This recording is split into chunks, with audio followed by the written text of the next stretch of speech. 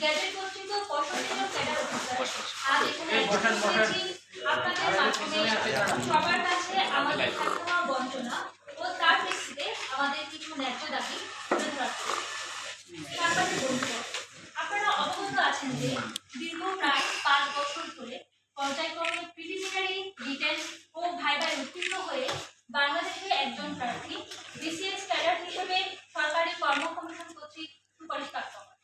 পরবর্তীতে স্বাস্থ্য পরীক্ষা ও পুলিশ ভেরিফিকেশন শেষে জনপ্রশাসন মন্ত্রণালয়ের মাধ্যমে তারা নিজ নিজ ক্যাডারে গ্যাজেটভুক্ত হয়ে নিয়োগপ্রাপ্ত হয়।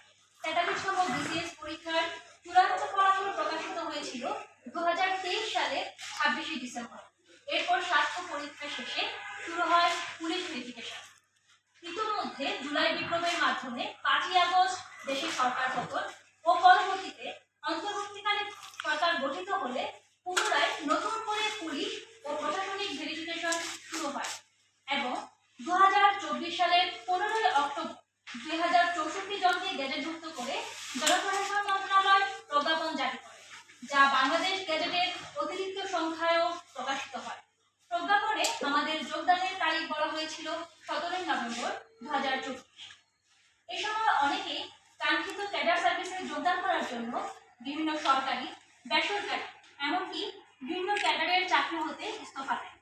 অনেকে অন্যান্য চাকরির পরীক্ষায় অংশগ্রহণ করা থেকে বিরত থাকে অন্যদেরকে সুযোগ করে দিতে।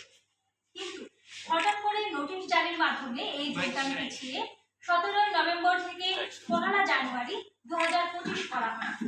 সবাই যখন যোগদানের প্রস্তুতি নিচ্ছিল, ঠিক তখন যোগদানের মাত্র 2 দিন আগে 30 ডিসেম্বর 2024 গ্যাজেট বাতিল ঘোষণা করে সে স্থলে নতুন গ্যাজেট প্রতিস্থাপিত হয়, যেখানে নতুন গ্যাজেট থেকে বাদ পড়ে 227 জন।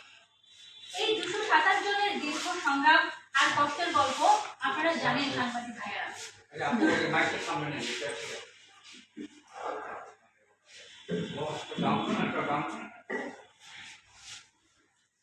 227 জনের পুনরায় ভেরিফিকেশনের আবেদন করার প্রেক্ষিতে জনপ্রশাসন মন্ত্রণালয়ের সিনিয়র সচিব স্যার 9 জানুয়ারি 2025 মিটিং শেষে জানান, কারো নামে ফৌজদারি মামলা না থাকলে, রাষ্ট্রদ্রোহিতার মামলা না থাকলে এবং শিক্ষা জীবনে বহিষ্কৃত না হলে তার গ্যাজেট হতে কোনো বাধা থাকবে না।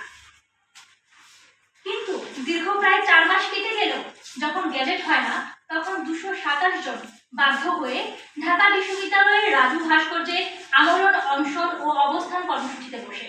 এর আগে অনেকবার সচিবালয়, ঢাকা বিশ্ববিদ্যালয়ের সেন্ট্রাল লাইব্রেরি ও প্রেস ক্লাবে তারা তাদের দাবি জানায়।